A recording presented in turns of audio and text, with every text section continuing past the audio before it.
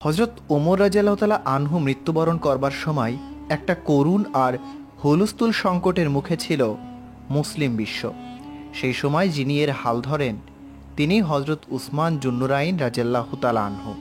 সাহাবীদের মধ্যে ধনীতম এই মহান মানুষটি ইসলামের প্রাথমিক যুগে এত দান করে গিয়েছিলেন যে ইসলামী ইতিহাসের পাতায় স্বর্ণাক্ষরে লেখা রয়েছে সেই সব কাহিনী।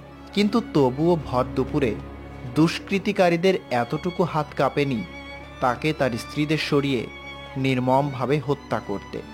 আজকের ভিডিওতে আমরা দর্শকদের জন্য তুলে ধরব খলিফা হজরত উসমান রাদিয়াল্লাহু তাআলা আনহুর শাসনামল আর কি পরিস্থিতির কারণে এবং কিভাবে তাকে এই করুণ মৃত্যুবরণ করতে হয়েছিল। পূর্ববর্তী খলিফা হজরত ওমর রাদিয়াল্লাহু তাআলা আনহুর মৃত্যুর কারণ দর্শকরা নিশ্চয়ই দেখে থাকবেন আমাদের পূর্বের ভিডিও থেকে। মৃত্যুসজ্জায় তিনি 6 সদস্যের একটি কমিটি গঠন করলেন, যাদের মধ্যে থেকে খলিফা নির্বাচিত হবে। তারা ছিলেন হজরত আলী রাদিয়াল্লাহু তাআলা আনহু, হজরত উসমান রাদিয়াল্লাহু তাআলা আনহু, আব্দুর রহমান ইবনে আউফ রাদিয়াল্লাহু তাআলা আনহু, সাদ ইবনে আবু ওয়াক্কাস রাদিয়াল্লাহু তাআলা আনহু, আল জুবাইর রাদিয়াল্লাহু তাআলা আনহু ও তালহা রাদিয়াল্লাহু তাআলা আনহু। তার মৃত্যুর 3 দিনের মাথায় যেন তারা খলিফা নির্বাচিত করেন এমনটাই বলে যান ওমর রাদিয়াল্লাহু তাআলা আনহু। তিনি তাদের জিজ্ঞাসাও করলেন তারা কাকে ভোট দিবে। আলী রাদিয়াল্লাহু তাআলা আনহু কোনো উত্তর না দিলেও উসমান রাদিয়াল্লাহু তাআলা আনহু জানালেন তিনি আলী রাদিয়াল্লাহু তাআলা আনহুকে ভোট দিবেন। জুবাইর রাদিয়াল্লাহু তাআলা আনহু বললেন তিনি আলী রাদিয়াল্লাহু তাআলা আনহু বা উসমান রাদিয়াল্লাহু তাআলা আনহুকে ভোট দিবেন। আর সাদ রাদিয়াল্লাহু তাআলা আনহু বললেন তিনিও উসমান রাদিয়াল্লাহু তাআলা আনহুকে ভোট দিবেন। এটা অবাক করা বিষয় ছিল না কারো কাছে যখন পরবর্তী খলিফা নির্বাচিত হলেন হজরত উসমান রাদিয়াল্লাহু তাআলা আনহু। তিনিও কুরাইশ বংশেরই মানুষ, কিন্তু নবীর গোত্রের নয়, বরং মক্কার সবচেয়ে প্রভাবশালী ও ধনী গোত্র উমাইয়াদের মাঝে তার জন্ম।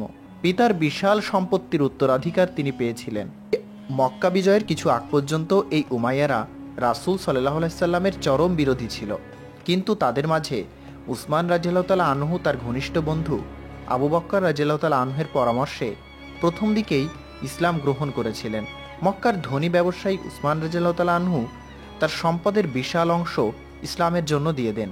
আবিসিনিয়াতে যখন তিনি সপরিবারে হিজরত করেছিলেন তখন সেখানেও তিনি ব্যবসাতে সফল হন।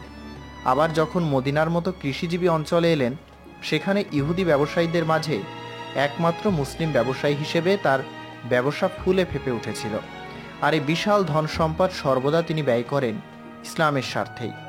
খলিফা নির্বাচিত হওয়ার পর তিনি রাজকোষ থেকে কোনো বেতন নিতেন না, কারণ তার নিজেরই যথেষ্ট অর্থ ছিল, আর কোনো অর্থ তার দরকার পড়তো না। তবে মানুষের দেওয়া উপহার তিনি সাদরে গ্রহণ করতেন, যেমনটা করতেন নবী করিম হজরত মুহাম্মদ সাল্লাল্লাহু আলাইহি সাল্লাম। উসমান রাদিয়াল্লাহু তাআলা আনহুর স্ত্রী ছিলেন হজরত রুকাইয়া রাদিয়াল্লাহু তাআলা আনহু, যিনি ছিলেন নবী করিম সাল্লাল্লাহু আলাইহি সাল্লামের কন্যা। কিন্তু তিনি যখন মারা যান তখন নবী করিম সাল্লাল্লাহু আলাইহি সাল্লামের আরেক কন্যা উম্মে কুলসুম রাদিয়াল্লাহু তাআলা আনহুকেও উসমান রাদিয়াল্লাহু তাআলা আনহুর কাছে বিয়ে দেন। এতটাই পছন্দ করতেন তিনি উসমান রাদিয়াল্লাহু তাআলা আনহুকে।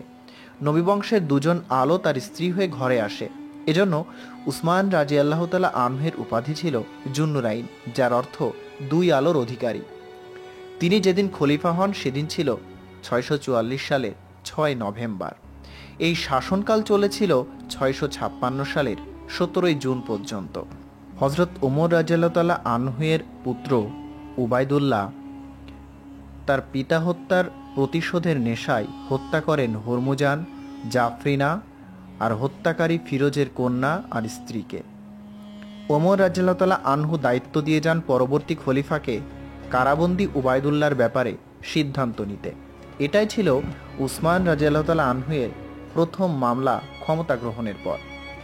আবু বকর রাদিয়াল্লাহু তাআলা আনহুর পুত্র আব্দুর রহমান ছাড়া আর কেউ বিশ্বাস করতেন না যে কোনো পারস্য ষড়যন্ত্র ছিল এই হত্যাকাণ্ডের পেছনে।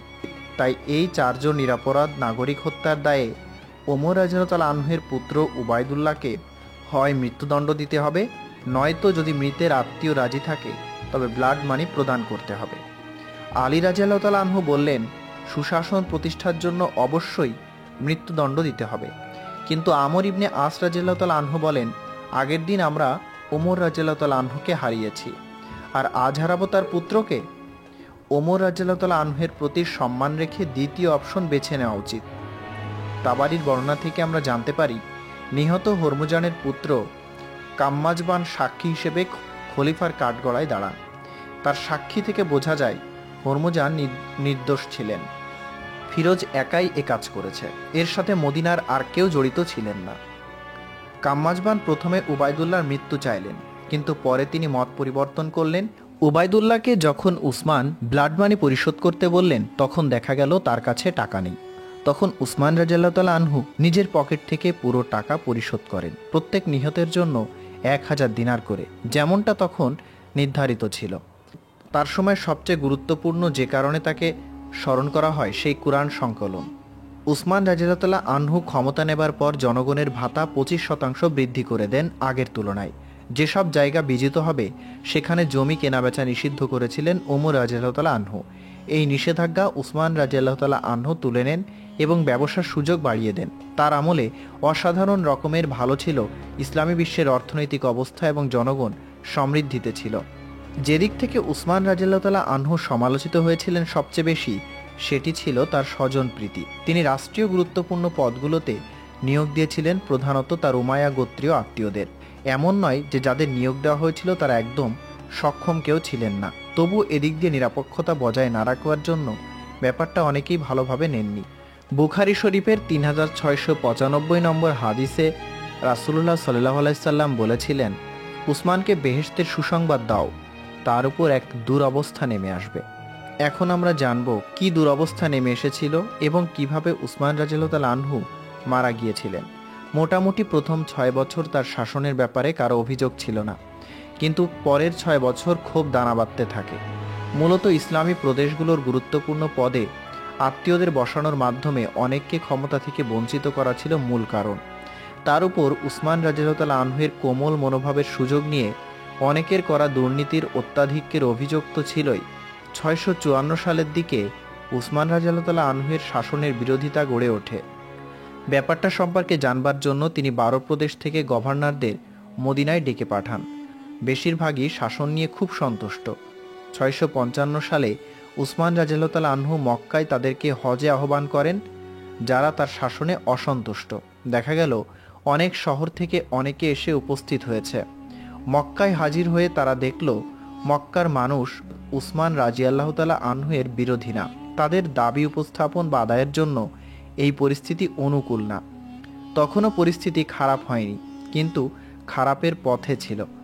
সাহাবী মুয়াবিয়া এই ব্যাপারটা টের পেয়ে উসমান রাদিয়াল্লাহু তাআলা আনহুকে পরামর্শ দিলেন সিরিয়া ভ্রমণ করে যেতে তার সাথে, কারণ সিরিয়ার পরিস্থিতি অনেক শান্ত। মুয়াবিয়া সিরিয়ার গভর্নর ছিলেন। উসমান রাদিয়াল্লাহু তাআলা আনহু এই পরামর্শ কানে তুললেন না। তিনি বললেন তিনি নবীর শহর মদিনা ত্যাগ করবেন না। উসমান রাদিয়াল্লাহু তাআলা আনহুর নিরাপত্তার জন্য উদ্বিগ্ন মুয়াবিয়া পরামর্শ দিলেন এবার তিনি তাকে পাহারা দেবার জন্য সিরিয়া থেকে শক্তিশালী নিরাপত্তা বাহিনী দেবেন কিনা। উসমান রাদিয়াল্লাহু তাআলা আনহু না করলেন, বললেন সিরিয়ান সেনা দেখলে মানুষ ক্ষেপতে পারে, পরে গৃহযুদ্ধ শুরু হয়ে যেতে পারে।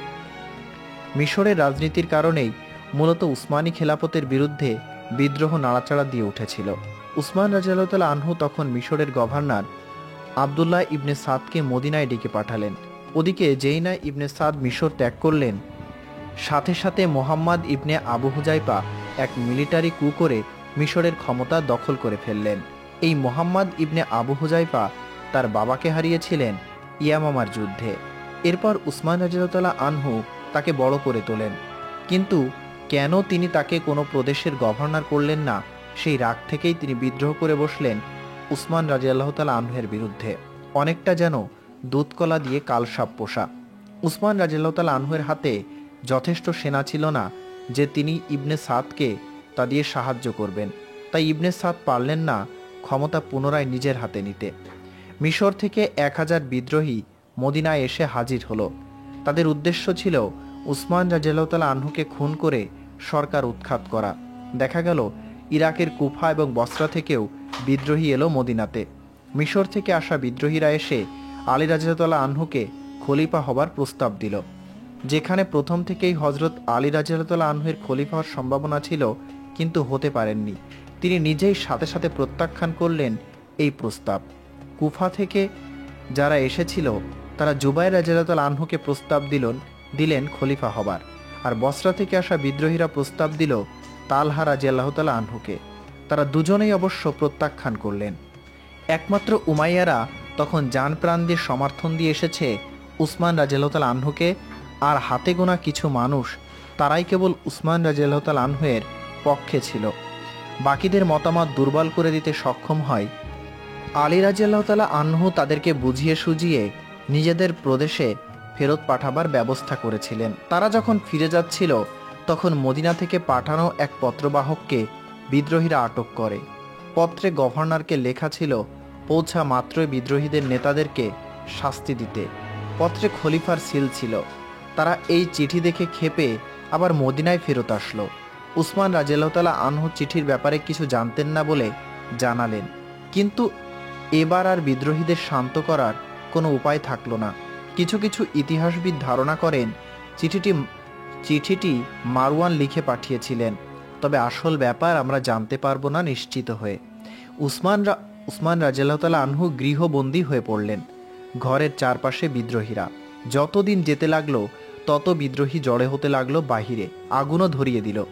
মদিনা থেকে অনেক স্থানীয় মানুষ মক্কায় হজ করতে গিয়েছে আগেই, তাই কাছের মানুষও কম উসমান রাদিয়াল্লাহু তাআলা আনহুয়ের।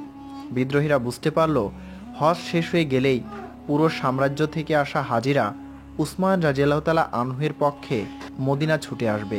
এর আগেই যা করবার তা করতে হবে। উসমান রাদিয়াল্লাহু তাআলা আনহুয়ের অনুসারীরা তাদের বিরুদ্ধে লড়ার অনুমতি চাইল, কিন্তু তিনি মানা করলেন। এক মুসলিম আর এক মুসলিমের রক্ত ঝরাতে পারে না। কিন্তু আবদুল্লাহ ইবনে জুবাইর রাদিয়াল্লাহু তাআলা আনহু এবং আলী রাদিয়াল্লাহু তাআলা আনহু এবং তার দুই পুত্র হাসান রাদিয়াল্লাহু তাআলা আনহু এবং হুসাইন রাদিয়াল্লাহু তাআলা আনহু গেট বন্ধ করে পাহারা দিতে লাগলেন। 656 সালের 17 জুন যখন বিদ্রোহীরা দেখল গেটে ভালোই পাহারা হচ্ছে, তখন মিশরীয় বিদ্রোহীরা প্রতিবেশীর বাড়ির দেওয়াল বেয়ে উপরে উঠে ভেতরে নেমে পড়ল। গেটে পাহারা দেওয়া সাহাবীরা জানলেও না কি হলো। বিদ্রোহীরা উসমান রাদিয়াল্লাহু তাআলা আনহুর কক্ষে চুপে চুপে ঢুকে পড়ল। তখন রোজা রাখা উসমান রাদিয়াল্লাহু তাআলা আনহু কুরআন পড়ছিলেন। তিনি যখন সূরা বাকারার 137 নম্বর আয়াতে পৌঁছালেন, তখন বিদ্রোহীরা সজোরে মাথায় আঘাত করল।